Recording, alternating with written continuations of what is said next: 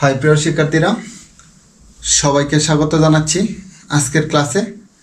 আজকে আমরা দেখব সমান প্রথম বর্ষ ক্যালকুলাসন চ্যাপ্টার 10 অনির্দিষ্ট যুগজ বা ইনডিফিনিট ইন্টিগ্রাল। আমরা এতদিন ডিফারেন্সিয়েশন বা অন্তরীকরণ দেখছি। আজকে আমরা কি করব? ইন্টিগ্রেশন দেখব। যেহেতু আজকে এই ইন্টিগ্রেশনের আজকে প্রথম একটি বেসিক ক্লাস, তাহলে আজকে আমরা দেখব ইন্টিগ্রেশন কি জিনিসটা। তারপর আর ইন্টিগ্রেশন কিন্তু আবার তোমার দুই প্রকার, নির্দিষ্ট ইন্টিগ্রেশন আর একটা হলো অনির্দিষ্ট। এই অনার্স ফার্স্ট ইয়ারে তোমার চ্যাপ্টার 15 পর্যন্ত তোমার অনির্দিষ্ট ইন্টিগ্রেশন, মানে যে ইন্টিগ্রেশনের কোনো আপার লিমিট এবং লোয়ার লিমিট দেওয়া থাকবে না, তাই হলো তোমার অনির্দিষ্ট যুগজ।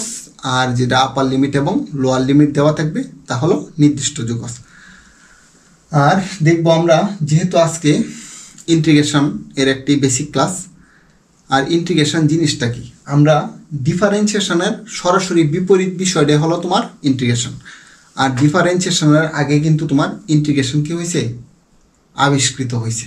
আমি এই ডিফারেন্সিয়েশনের যে বেসিক ক্লাস ছিল ওইখানে বলছিলাম তোমার ইন্টিগ্রেশন ডিফারেন্সিয়েশনের থেকে প্রায় 26 জেনারেশন আগে তোমার কি হয়েছে?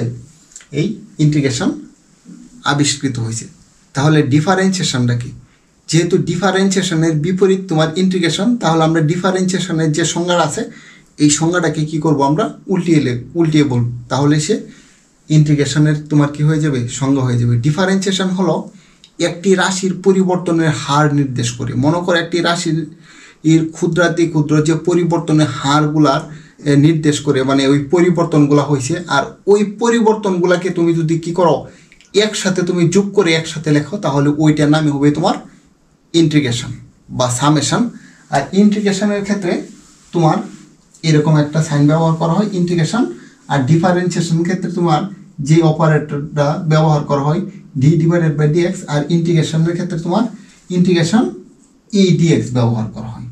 আর এটা আসলে আমি যেটা বলছি সামেশন এর আগে ব্যবহার করা হয় তোমার এরকম সামেশনটা, তারপর এই সামেশন ব্যবহার করা। আর সামেশনের প্রথম অক্ষর যেমন এস, আর এসটাকে একটু টান দিয়েভাবে লিখে এই ফরম্যাটে নিয়ে আসছে, আর এটার নাম দেওয়া হয়েছে তোমার ইন্টিগ্রেশন। আজকে আমরা দেখব ইন্টিগ্রেশন, যেহেতু অনির্দিষ্ট ইন্টিগ্রেশন করার সময় কেন প্রত্যেকবার ইন্টিগ্রেশন করার সময় প্রত্যেক সময় কি করা হয়, সি কেন যোগ করা হয়, এটা দেখব। তারপর আজকের আলোচনার বিষয় হলো তোমার এই ইন্টিগ্রেশনের সূত্র কিভাবে মনে রাখা যায়। আর নতুন করে আমরা কোনো সূত্র শিখব না, কেমনে ডিফারেন্সিয়েশনের সূত্র থেকেই কিভাবে ইন্টিগ্রেশনের সূত্রগুলো মনে রাখা যায়, এটা আমরা দেখব। প্রথম আলোচনার বিষয় হলো ইন্টিগ্রেশন তোমার অনির্দিষ্ট ইন্টিগ্রেশনের ক্ষেত্রে কেন প্রত্যেক সময় কি করা হয়, সি যোগ করা হয়, এটা আমরা প্রথমে দেখব। আমি আগে তাই দেখব ডিফারেন্সিয়েশন। তুমি ডিফারেন্সিয়েশন করো ddx অফ x স্কোয়ার, এটাকে ডিফারেন্সিয়েশন করলে কত হবে বলো? 2x। তারপর তুমি ডিফারেন্সিয়েশন করো x স্কোয়ার প্লাস 1, এটাকে ডিফারেন্সিয়েশন করলে কত হবে? 2x প্লাস 0, আমি 2xই লিখতেছি। তারপর তুমি ডিফারেন্সিয়েশন করো x স্কোয়ার প্লাস 2, এটাকে ডিফারেন্সিয়েশন করলে কত হবে? 2x। তারপর তুমি এটাকে আবার ডিফারেন্সিয়েশন করো x স্কোয়ার প্লাস কত? 3, এটাকে ডিফারেন্সিয়েশন করলে কত হবে? 2x। তারপর তুমি ডিফারেন্সিয়েশন করো x square plus 4 equal to কত? 2x। আর এই কনস্ট্যান্টকে তোমার x স্কোয়ারের সাথে যতই থাকুক না কেন, x স্কোয়ারের সাথে তোমার যতই থাকুক না কেন, সে কি হয়, কনস্ট্যান্ট মানটাকে আমরা ডিফারেন্সিয়েশন করে ফেলে সে 0 হয়। তাহলে এর প্রত্যেকটা উত্তর দেখো, যে কি উত্তর দেখো সবার 2x, কারণ এই উত্তর দেখে দেখা বোঝা যায় না x স্কোয়ারের সাথে কার সাথে 4 ছিল, আর কার সাথে 3 ছিল, কার সাথে 2 ছিল, কার সাথে 1 ছিল, বা কার সাথে 0 ছিল। এই ডিফারেন্সিয়েশনের উত্তর দেখে বোঝা যায় না, কারণ যেহেতু ডিফারেন্সিয়েশনের সরাসরি বিপরীত তোমার কি ইন্টিগ্রেশন। আর একটা সূত্র এখানে দেখব আমরা ডিফারেন্সিয়েশনের, এটা বলার পর এটা বোঝাবো আর কি, তোমার ddx অফ x⁴n, এইটাই তো, এই সূত্রটাই তো ব্যবহার করছি আমরা, n x⁴n-1। আমার সর্বোচ্চ যেখানে পাওয়ার ছিল কত? n সর্বোচ্চ পাওয়ার কি করছি? গুণ করছি, আর সর্বোচ্চ পাওয়ার থেকে 1 বিয়োগ করছি। বিয়োগ করছি না, আর তাহলে ইন্টিগ্রেশনের সময় যেটা গুণ করছি গুণটাকে কি করব ভাগ করব, আর যেখানে কি করছি বিয়োগ করছি বিয়োগটাকে কি করব যোগ করব, এটাই মেন কথা। তাহলে এটাকে যদি আমরা ইন্টিগ্রেশন করতাম ইন্টিগ্রেশন x⁴ dx, তাহলে এখানে সর্বোচ্চ পাওয়ার কত ছিল, সর্বোচ্চ পাওয়ার n ছিল, তাহলে লিখবো x⁴n+1, যেখানে বিয়োগ করছি যেটা আগে করছিলাম গুণ এটা আগে না পরেরটাকে আগে করব, ঠিক আছে, যেহেতু আমি বিপরীত বলতেছি, যেহেতু আমি গুণ করে তারপর পাওয়ার থেকে এক বিয়োগ করছি, যেটা পরে এটা আগে করব একদম বিপরীত, ঠিক আছে। তাহলে যেখানে বিয়োগ করছিলাম এখানে যোগ করব, আর যেখানে গুণ করছিলাম এখানে কি করে দিব ভাগ করে দিব, প্লাস সি দিব। সি কেন দিব এটা আমি বলবো আছে এখন। সি কেন দিব দেখো, প্রত্যেকের সাথে এখানে যে x² + 4 x² + 3 x² + 2 x² + 1 x² + 0 প্রত্যেকটাকে differentiation করলে কত হয় 2x। এখন দেখে বোঝা যাচ্ছে না এই 2x দেখে বোঝা যাচ্ছে না সে কি x² + 4 থেকে আসছে না x² + 1 থেকে আসছে। দেখো এখানে যদি যেহেতু ডিফারেন্সিয়েশনের বিপরীত যেহেতু ইন্টিগ্রেশন, তাহলে আমরা ইন্টিগ্রেশন কত 2x dx দিয়ে দিই হয় কিনা x² হয় কিনা, যদি x² যদি হয় এখানে 2 যেহেতু কনস্ট্যান্ট 2 আগে লিখলাম, আর এখানে x dx, এখানে x এর পাওয়ার কত বলো, x এর পাওয়ার হলো তোমার এখানে 1, যদি x এর পাওয়ার 1 হয় তাহলে এখানে n এর মান হলো তোমার এখানে কত 1, তাহলে x⁴n+1, যেখানে সর্বোচ্চ পাওয়ারের সাথে কি হবে এক যোগ হবে, আর সর্বোচ্চ যে পাওয়ারটা হবে ওই পাওয়ারটা কি হবে ভাগ হবে, প্লাস সি কনস্ট্যান্ট মানে ধ্রুবক যোগ করতে হবে। তাহলে যোগ করে দেখি কি হয় পরে বলতাছি। তোমার দেখো x আর এখানে 2 x² / 2 2 কেটে দাও plus c equal to x² + c। এই সি মানে যদি প্রথম তুমি সমীকরণটা বিবেচনা করো তাহলে c = 0 হবে, দ্বিতীয়টা যদি বিবেচনা করো তাহলে কত হবে 1 হবে, যদি তৃতীয়টা তুমি বিবেচনা করো তাহলে কত হবে 2 হবে, যদি তুমি চতুর্থটা বিবেচনা করো তাহলে c = কত হবে 3 হবে, যদি তুমি পঞ্চমটা বিবেচনা করো তাহলে c = কত হবে 4 হবে। কারণ এখানে c এর মান কোনটা এটা তোমার ফিক্সড করে বলা যাচ্ছে না, ঠিক আছে। তাই এই ইন্টিগ্রেশন অনির্দিষ্ট ইন্টিগ্রেশনের ক্ষেত্রে তাই তোমার কি করা হয় সি যোগ করা হয়, কারণ একটি ফাংশনের সাথে কোথায় তোমার কনস্ট্যান্ট মান থাকলেও যে উত্তর হয় না থাকলেও সেম উত্তর হয়। তাই এখানে অনির্দিষ্ট ইন্টিগ্রেশনের ক্ষেত্রে তোমার কি করা হয় একবার ইন্টিগ্রেশন করে তার সাথে একটা ধ্রুবক মান সি যোগ করা হয়। আশা করি তোমরা বুঝতে পেরেছ। এখন আমরা দেখব কিছু ইন্টিগ্রেশনের ফর্মুলা ডিফারেন্সিয়েশনের মাধ্যমে, এগুলো তোমরা সবাই জানো কোনো সমস্যা নেই, তারপর আমি বলতেছি এই ডিফারেন্সিয়েশনের সূত্র আমরা জানবো, তারপর ওইখানে ইন্টিগ্রেশন করব, ঠিক আছে। বিষয়টা সেম টু সেম, নতুন করে আমরা কোনো কিছুই সূত্র মুখস্থ করব না, জাস্ট তোমরা ডিফারেন্সিয়েশনের সূত্রগুলো একটু মুখস্থ করলেই হবে, আর ইন্টিগ্রেশনের মুখস্থ করার দরকার নেই, কারণ ডিফারেন্সিয়েশনকে শুধু উল্টিয়ে দিব, ঠিক আছে। আরেকটি বিষয় হলো এখানে আমরা ডিফারেন্সিয়েশন যেদিন করছিলাম প্রথম ক্লাস ddx তোমার লিখছিলাম কত cos x = -sin x, এটা কিন্তু প্রশ্নের প্রথম অঙ্ক সি থাকলে উত্তরও মাইনাস হয়, আর আমরা দেখব কি উত্তরের ইন্টিগ্রেশনের ক্ষেত্রে উত্তরের প্রথম অঙ্ক সি থাকলে মাইনাস হবে, ঠিক আছে। উত্তরের যদি প্রথম অঙ্ক সি হয় তোমার এইরকম মনে করো ইন্টিগ্রেশন sin x dx, তাহলে sin x রে করলে কত হয় cos x + c, উত্তরের প্রথম অঙ্ক যেহেতু সি একটা মাইনাস দিই জাস্ট, তাহলে আর মাইনাস নিয়ে তোমার কোনো কি নেই, কোনো এখানে চিন্তা নেই।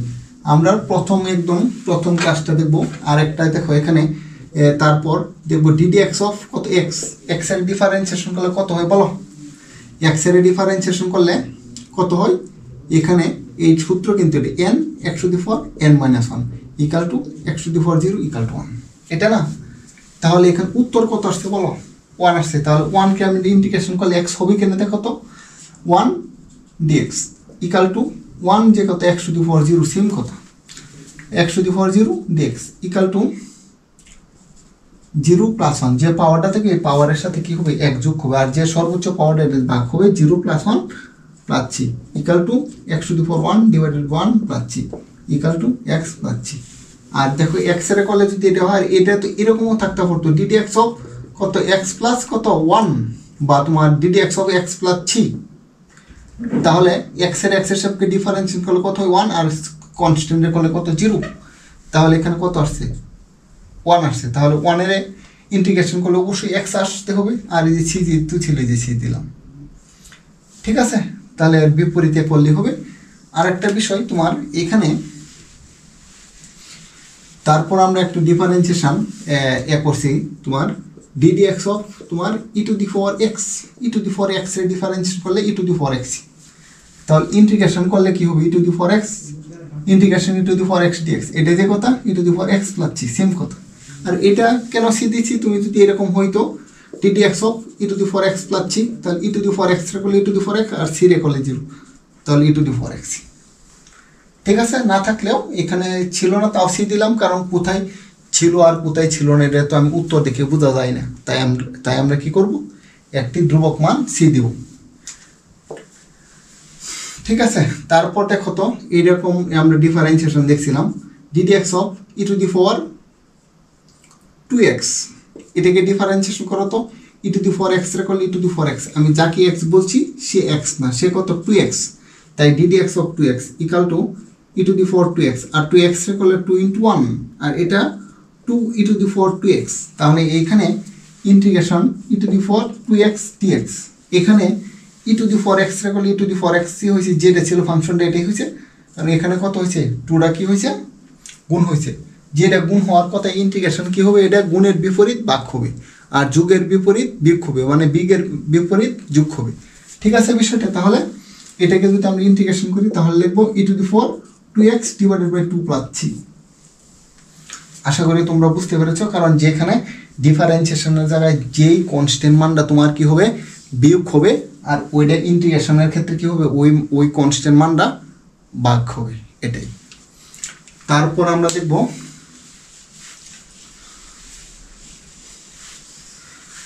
আমরা দেখব e to the four x, এটা আমরা করছিলাম d d x of e to the four x, e to the four x এর ডিফারেন্সিয়েশন করলে e to the four x তারপর লনি। ঠিক আছে, তাহলে e to the four x কে যদি তুমি ইন্টিগ্রেশন করো e to the four x dx, তাহলে এটা হবে e to the four x, দেখো e to the four x রে করলে e to the four x হয়েছে, আর লনে এটা কি হয়েছে এখানে গুণ হয়েছে, তাহলে এখানে লনে এটা কত হবে ভাগ হবে প্লাস সি দিতে হবে। আর সি কেন দিতে হয় তোমরা অবশ্যই বুঝতে পেরেছ আমার মনে হয়, তাহলে সি নিয়ে কোনো টেনশন নেই। ঠিক আছে, তারপর আমরা দেখছি d d x of sine x cos x tan x, এ করো d d x of sine x equal to cos x, তারপর তুমি লেখো d d x of cos x এর যদি করো উত্তরটাকে করো, কারণ তুমি যারকে ডিফারেন্সিয়েশন করলে যে উত্তরটা পাবে তুমি উত্তরটাকে যদি সরাসরি ইন্টিগ্রেশন করে দাও তাহলে তার কোনো কথাই নেই। Dd x of cos x dx equal to কত সাইন এক্স প্লাস, কারণ সাইন এ করলে যেহেতু কজ হয় তাহলে কজ এর যদি আমি ইন্টিগ্রেশন করি তাহলে অবশ্যই সাইন হবে। তারপর তুমি dd x of cos x equal to minus sine x. ঠিক আছে, তুমি সাইন রে ইন্টিগ্রেশন করো, মাইনাস টেনে সাইন বুঝি না, ডিডি এক্স অফ কত sine x dx equal to cos x plus c, আর ইন্টিগ্রেশনের প্রথম করছি থাকলে একটা মাইনাস দিব, এই দেখো এইটা মাইনাস ছিল এই যে মাইনাস হয়েছে। ঠিক আছে, তারপর তুমি লিখবা DD x of ten x, tan x এর ডিফারেন্সিয়েশন করলে হবে সেক স্কোয়ার এক্স, তাহলে এখন যদি তুমি ইন্টিগ্রেশন করো dd integration sec square x dx, তাহলে এটা কত হবে 10x প্লাস সি, আর এখানে সি কেন দিতে আছে, তোমার যদি এখানে হয়তো dd x of 10x plus c থাকতো তাহলে এটাই হইতো তোমার কত sec square x plus 0 equal to sec square x. ঠিক আছে, জাস্ট তুমি এই ডিফারেন্সিয়েশনের যে সূত্রগুলো আছে এইগুলাই তুমি দেখবা, আর এখানে বইয়ে এই যে m x t m x লিখে একটা একদম হিবিজিবি করে রাখছে, এটা তোমার জানার দরকার নেই, তুমি এটা দেখো। তারপর DD x of cot x equal to minus cosec square x, তাহলে এই কোসেক স্কোয়ার এক্স এর যদি আমি করি ইন্টিগ্রেশন করি cosec square x integration cosec square x dx, তাহলে এটা কত হবে minus cot x plus c তো দিবই, কারণ cot x এর করলে যদি কোসেক স্কোয়ার এক্স হয় তাহলে কোসেক স্কোয়ার এক্স এর করলে অবশ্যই cot x হবে। ঠিক আছে, তারপর আমরা দেখব d d x of sec x এর করলে কত সেক এক্স টেন এক্স, তাহলে ইন্টিগ্রেশন তুমি করো sec x tan x dx equal to sec x plus জি। তারপর তুমি দেখো ddx অফ cosec x, cosec x এর করলে minus cosec x cot x, তাহলে integration cosec x cot x dx equal to minus cosec x plus জি। কারণ যেহেতু cosec x এর করলে cosec x cot x হয়, তাহলে cosec x cot x এর করলে অবশ্যই তোমার cosec x হবে। আর উত্তরের প্রথম অঙ্ক যেহেতু সি, তাই মাইনাস হবে। আর একটা তো সি দিতে হবে, কারণ যেহেতু আজকের আলোচনার বিষয় হলো অনির্দিষ্ট তোমার কি যুগজ, ঠিক আছে। আর এই ইন্টিগ্রেশন দুই প্রকার, একটা নির্দিষ্ট একটা অনির্দিষ্ট এরকম। তারপর আমরা আরও কিছু দেখব, কিছু সূত্র দেখব। যেমন এরকম আমরা করছিলাম ddx of sign inverse x, এটাকে ডিফারেন্সিয়েশন করলে 1/√1 মাইনাস এক্স স্কোয়ার। তাহলে এটা যদি কোনোদিন ইন্টিগ্রেশন এরকম থাকে 1/√1 মাইনাস এক্স স্কোয়ার dx, তাহলে তুমি লিখে ফেলবা সরাসরি সাইন ইনভার্স এক্স পাচ্ছি নাকি এরকম। তারপর যদি তুমি দেখো ddx of tan inverse x, ddx of tan inverse x এটা সমান কত 1/1 প্লাস এক্স স্কোয়ার। তোমার এখানে যদি ইন্টিগ্রেশন dx থাকে তাহলে তুমি সরাসরি tan ইনভার্স এক্স পাচ্ছি লিখে দিবা। ও আরেকটি সূত্র, আমি যেহেতু বিপরীত ত্রিকোণমিতিতে চলে গেছি, আরেকটি ছিল তোমার ddx অফ ln x। এই সূত্রটা একটু সবচেয়ে বেশি ব্যবহৃত হবে তোমার ddx of ln x। ln x এর ডিফারেন্সিয়েশন করলে কত হবে বলো? 1/x হবে। তাহলে এখন 1/x কে যদি আমি ইন্টিগ্রেশন করে দিই তাহলে কত হবে? অবশ্যই সে ln x হবে, অবশ্যই ln x পাচ্ছি হবে, ln x পাচ্ছি। তাহলে এটা তো অনেক সময় তোমার মনে থাকবে না। এই বিষয়টা দেখো তো, এখানে কত আছে, এখানে কত আছে x, এখানে আর এখানে কত আছে dx। x এর সাপেক্ষে তোমার ডিফারেন্সিয়েশন করে দাও, কত 1 হবে। কারণ নিচের দেখে যদি তোমার ডিফারেন্সিয়েশন করলে যদি উপরেরটা পাওয়া যায়, লন নিচেরটা লেখা যায়। তোমার এরকম হলে হতে পারে না, যেমন আমি লিখলাম কত x স্কোয়ার প্লাস কত 100, আর উপরে যদি তোমার 2x থাকে, দেখো নিচের দেখে x এর সাপেক্ষে ডিফারেন্সিয়েশন করে x স্কোয়ারে করলে 2x আর x 100 করলে কত 0। নিচের দেখে ডিফারেন্সিয়েশন করলে যদি উপরেরটা পাও তাহলে তুমি সরাসরি লন x স্কোয়ার প্লাস 100 পাচ্ছি। জাস্ট ইন্টিগ্রেশনের ক্ষেত্রে তোমার নিচের দেখে যদি আমরা ডিফারেন্সিয়েশন করলে যদি আমরা উপরেরটা পাই তাহলে লন নিচেরটা লিখে ফেলবো। এটাই তো দেখো, x এর করলে 1 হয়, তাহলে নিচেরটাকে করলে যদি উপরেরটা পাওয়া যায় লন নিচেরটা লেখা যায়, ঠিক আছে বিষয়টা। নিচেরটাকে ডিফারেন্সিয়েশন করলে, আর এখানে সূত্র লেখা integration f of x f prime x dx, এটাকে লিখছে লন f of x প্লাস জি। নিচের ডেকে ডিফারেন্সিয়েশন করো তো, যে কোনো ফাংশনকে একবার করলে f prime x, নিচের ডে করলে যদি উপরেরটা পাওয়া যায় তাহলে লন নিচেরটা লেখা যায়। যেমন এটাকে আরও একটা আমি দিই, উদাহরণ দিই। যেমন ইন্টিগ্রেশন, এখানে আমি লিখলাম কত x cube plus 15x square লিখে কোনো সমস্যা নেই, 15x square plus 70x plus 100। তারপর লিখলাম কত dx, x কিউবরে করলে 3x স্কোয়ার, আর এটাকে করলে x স্কোয়ারে করলে 2x, তাহলে 100x প্লাস 70। দেখো নিচের দেখে ডিফারেন্সিয়েশন গুলো উপরেরটা পাওয়া যায়, অবশ্যই পাওয়া যায়। তাহলে তুমি সরাসরি লিখে ফেলবো লন নিচেরটা x cube plus 50x square plus 70x plus 100 plus c কিন্তু দিতে হবে, ঠিক আছে। সি না দিলে হবে না, সি তোমার দিতে হবে, এইরকম বিষয়টা। তারপর আমরা আর 2-4টি সূত্র দেখব। এই ডিফারেন্সিয়েশনের সূত্রগুলো তোমার জানলেই তোমার কি হবে, এটা তোমার পারবা। তারপর আরেকটি আছে integration 10x dx equal to ln sec x plus কত c, ln sec x plus c। এটা কেমনে মনে রাখবা, আমি এটার দিতেছি। ইন্টিগ্রেশন 10 রে বাংলালে কত হবে বলো, sin x divided by cos x dx। তাহলে এটা যদি হয়, এটাকে তুমি করো minus integration minus sine x divided by cos x dx. কারণ এখানে তো মাইনাসে আমি দুইটা দিলাম, মাইনাসে মাইনাসে প্লাস, নিচের দেখে ডিফারেন্সিয়েশন করো তো কজ এক্সের ডিফারেন্সিয়েশন করলে কত হয় মাইনাস সাইন এক্স। তাহলে নিচের দেখে ডিফারেন্সিয়েশন করলে যদি উপরেরটা পাওয়া যায় লন নিচেরটা লেখা যায়। তাহলে লন নিচেরটা যদি লিখি লন নিচেরটা লন কজ এক্স প্লাস, লনের আগে যেহেতু একটা ঋণাত্মক, লন ঋণাত্মক মান গ্রহণ করতেছে না, কারণ আমরা যদি এটা করি এ লন বি, এটা তুমি লিখতে পারো লন বি টু দি পাওয়ার এ। তাহলে এই লনের আগে মাইনাসটা আমরা দূর করে দিই, তাহলে এই মাইনাস যে কথা -1 তুমি লিখতে পারো সেম কথা লন কস সিটা পরে দিই, কোনো সমস্যা নেই, কারণ সি উত্তরের আগে দিয়ে দেবো -1, ঠিক আছে। আর কজ ইনভার্স মানে কত, কজ ইনভার্স মানে কত, কজ ইনভার্স হলো কজ ইনভার্স মানে 1/cos 1/cos, আর 1/cos মানে কত sec x, আর এই যে কনস্ট্যান্ট সেটা দিলাম। তাই ইন্টিগ্রেশন কত tan x dx equal to ln sec x plus c লেখা হয়। আমরা সব কিছু যত সূত্র আছে প্রত্যেকটা সূত্রকে আমরা কি করব, তোমার এখানে ডিফারেন্সিয়েশনের সূত্রের মাধ্যমে কি করব মনে রাখবো।